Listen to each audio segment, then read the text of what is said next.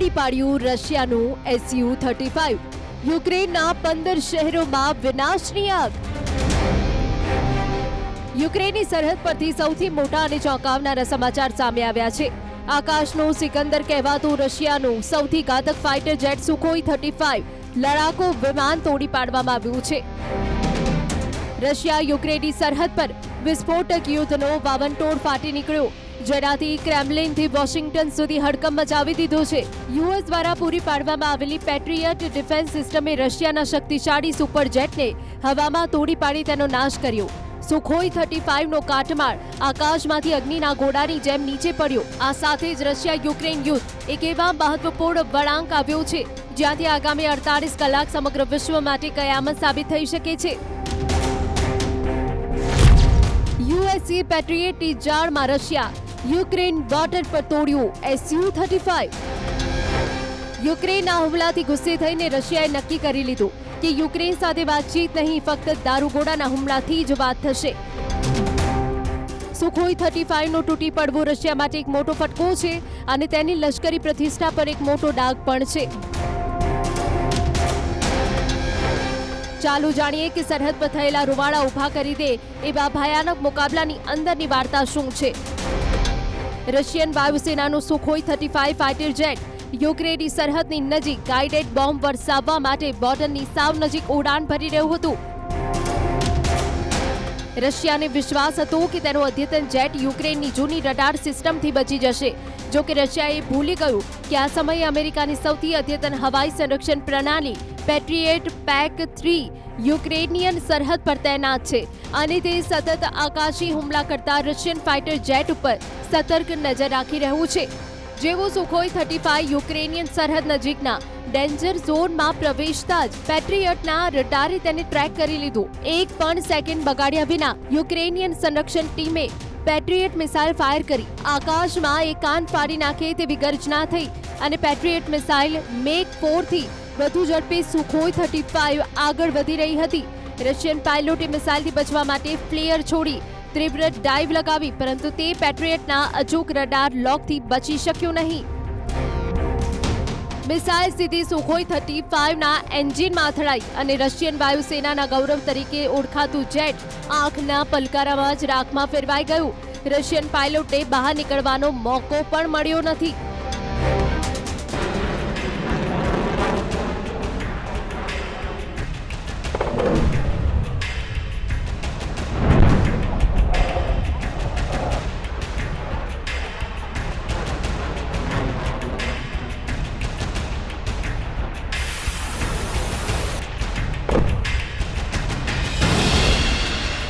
Того, что путем эскалации, путем военного давления можно способствовать выходу на мирный трек урегулирования.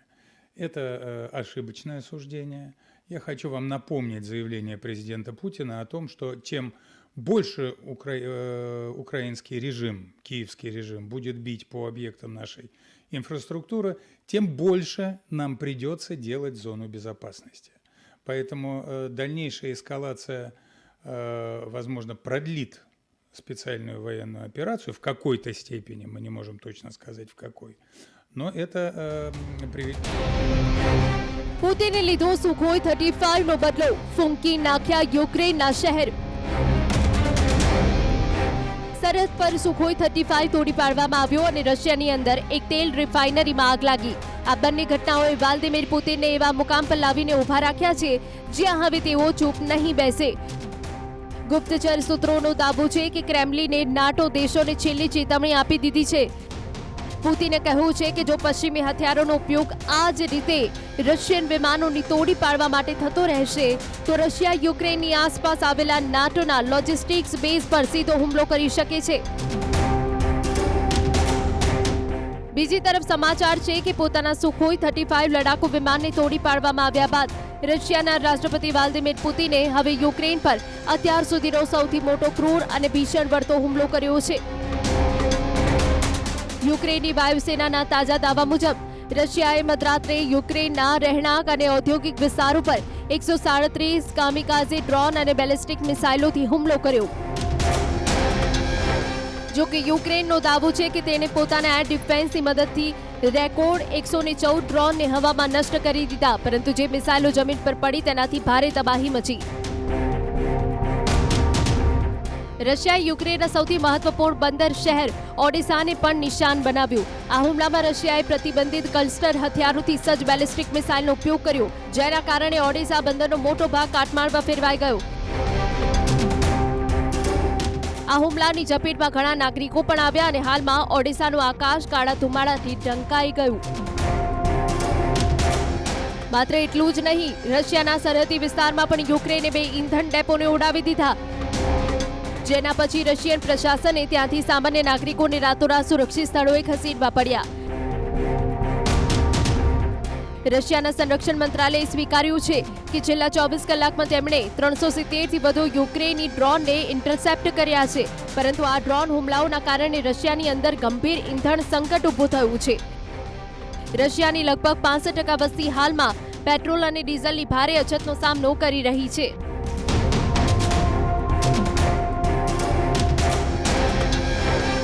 Russia પર થયેલા હુમલાઓમાં માત્ર સરહદી વિસ્તાર જ નહીં, પરંતુ રશિયાના આંતરિક વિસ્તારો ઉપર પણ યુક્રેનના અદ્યતન ડ્રોન વિંગે અત્યાર સુધીનો સૌથી મોટો જવાબી હુમલો કર્યો. મોસ્કો, સેન્ટ પીટરબર્ગ અને ખાસ કરીને યારોસ્લાવ શહેરને નિશાન બનાવવામાં આવ્યા. રશિયન ગવર્નર મિખાઇલ રાવરાયુરના જણાવ્યા અનુસાર રાત્રે 500થી વધુ યુક્રેની ડ્રોનોએ રશિયન સરહદ પર હુમલો કર્યો. યારોસ્લાવની એક મુખ્ય તેલ રિફાઇનરી પર યુક્રેનના ડ્રોન સીધા જ અથડાયા, જેના કારણે રશિયાની ઇંધણ સપ્લાય ચેઇનને મોટો ફટકો પડ્યો. બીજી તરફ યુક્રેનના રાષ્ટ્રપતિ ઝેલેન્સ્કીએ ફરી એકવાર પશ્ચિમી દેશોને પોતાના એર ડિફેન્સ સિસ્ટમ, ખાસ કરીને પેટ્રિયટ મિસાઇલોની સપ્લાય ખૂબ જ ઝડપથી વધારવાની અપીલ કરી છે. ઝેલેન્સ્કીએ હુમલાના થોડા કલાકો પહેલા દેશને ચેતવણી આપી હતી. તેમણે કહ્યું હતું કે જ્યાં સુધી આપણા સહયોગી દેશોના ગોડાઉનમાં પેટ્રિયટ મિસાઇલો ધૂળ ખાતી રહેશે, ત્યાં સુધી રશિયા રહેણાંક ઇમારતોને તબાહ કરવા માટે પ્રોત્સાહિત થતું રહેશે.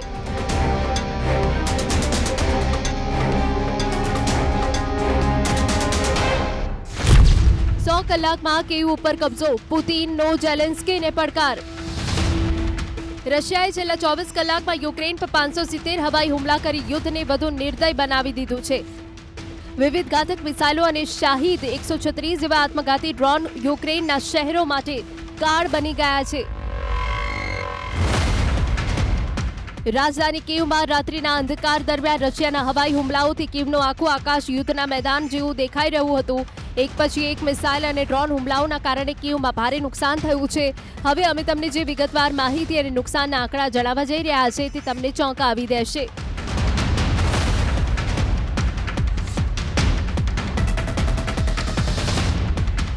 યુક્રેન પર થયેલા રશિયન હુમલાઓ અંગે અત્યાર સુધી સામે આવી રહેલા સમાચાર અને આંકડાઓ કોઈને પણ આશ્ચર્યમાં મૂકી શકે છે. યુક્રેને તેને છેલ્લા કેટલાક મહિનાઓના સૌથી મોટા હુમલાઓમાંના એક ગણાવ્યા છે. રશિયાએ લગભગ 500 ડ્રોન અને 70થી વધુ મિસાઇલો છોડી.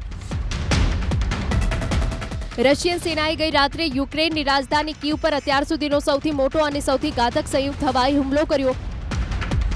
આ હુમલામાં કીવમાં ઓછામાં ઓછા 3 નાગરિકોના મોત થયા, 86થી વધુ ઘાયલ થયા, જેમાંથી 70 લોકોને હોસ્પિટલમાં દાખલ કરવા પડ્યા. કીવ શહેરના વહીવટીતંત્રના જણાવ્યા અનુસાર આખા શહેરમાં લગભગ 33થી 38 સ્થળોએ ભારે નુકસાન નોંધાયું છે. સેન્ટ્રલ શેવચેન્કો બુલેવાર્ડ પર આવેલી એક હોટેલ અને અનેક રહેણાંક એપાર્ટમેન્ટમાં મિસાઇલો સીધી પડી હતી, જેના કારણે ઇમારતોના ઘણા માળ ધરાશાયી થઈ ગયા. આ ઉપરાંત એક એમ્બ્યુલન્સ સ્ટેશન અને એક સંશોધન સંસ્થા અને અનેક વેપારી સંસ્થાઓ કાટમાળમાં ફેરવાઈ ગઈ. યુક્રેનની વાયુસેનાનો દાવો છે કે રશિયાએ એકસાથે 570 હવાઈ હુમલા કર્યા હતા, જેમાં 74 મિસાઇલોનો ઉપયોગ કરવામાં આવ્યો હતો. દાવા મુજબ રશિયાએ કીવ અને યુક્રેનના અન્ય વિસ્તારો પર હુમલા કરવા માટે જે 74 મિસાઇલોનો ઉપયોગ કર્યો તેમાં ઝિરકોન એન્ટીશિપ, ઇસ્કંદર બેલિસ્ટિક, કાલિબ્ર ક્રૂઝ મિસાઇલનો સમાવેશ થાય છે. જ્યારે 496 ઘાતક આત્મઘાતી ડ્રોનથી હુમલા કરવામાં આવ્યા હતા, જેમાં શાહિદ 136 જેરાન ડ્રોનનો ઉપયોગ કરી રશિયાએ તોફાની હુમલા કર્યા. જો કે યુક્રેની સેનાનો દાવો છે કે તેણે 570માંથી 524 રશિયન હુમલાઓને હવામાં નિષ્ફળ બનાવી દીધા. રશિયાએ ઘાતક બેલિસ્ટિક મિસાઇલોથી હુમલો કરી યુક્રેનને બેકફૂટ પર ધકેલી દીધું છે. કીવ પર મોટા હુમલાની ગુપ્તચર માહિતી મળતા રાષ્ટ્રપતિ ઝેલેન્સ્કીએ પોતાના ડબલિન એટલે કે આયર્લેન્ડનો પ્રવાસ વચ્ચે જ રદ કરીને પરત યુક્રેન ફરવાનો નિર્ણય લીધો છે. Утром сегодня во время собственно, ежедневного доклада Верховному главнокомандующему начальник Генштаба Герасимов также доложил о результатах массированного ответного удара вооруженных сил Российской Федерации по Киеву, другим населенным пунктам в контексте ударов, конечно же, исключительно по военным или околовоенным объектам. કીવ ઉપર કબજો, યુદ્ધનું કેન્દ્ર પ્રોકોવક્સ. યુક્રેને રશિયાની અંદર લગભગ 2000થી 3000 કિલોમીટર સુધી ઘૂસીને પોતાના લાંબા અંતરના ડ્રોન અને ફ્લેમિંગો ક્રૂઝ મિસાઇલોથી હુમલો કરી રશિયાના તેલ સપ્લાય અને ઉત્પાદનને ઠપ કરી દીધું છે. પરંતુ યુક્રેન એ વાત ભૂલી ગયું છે કે જ્યારે રશિયા વળતો હુમલો કરશે ત્યારે યુક્રેનને બેહિસાબ દર્દ અને નુકસાનીની ભારે કિંમત ચૂકવવી પડશે. લાગે છે કે રશિયા પર કરવામાં આવેલા ઘાતક હુમલાઓનો ભાર હવે યુક્રેન પર જ પડી રહ્યો છે. યુક્રેને રશિયા સામે ક્રિમિયા દ્વીપકલ્પ પર દબાણ ઘણું વધારી દીધું છે. યુક્રેની સેના રશિયન સેનાના પુરવઠાના મુખ્ય કેન્દ્રોને નષ્ટ કરવામાં લાગી છે. Видно, що українська влучність працює. Я вдячний усім залученим силам, СБС, Сил спеціальних операцій, СБУ, ГУР, всі наші підрозділи. Дякую вам. Цей наш тиск та кожна інша форма тиску на Росію мають હાલમાં જે પરિસ્થિતિ ચાલી રહી છે તે યુક્રેન માટે કરો અથવા મરો જેવી સાબિત થઈ રહી છે. હવે જોવાનું એ રહેશે કે યુક્રેન આ પડકારનો સામનો કેવી રીતે કરે છે અને રશિયા યુક્રેનમાં પોતાનું મિશન કેવી રીતે પૂર્ણ કરે છે.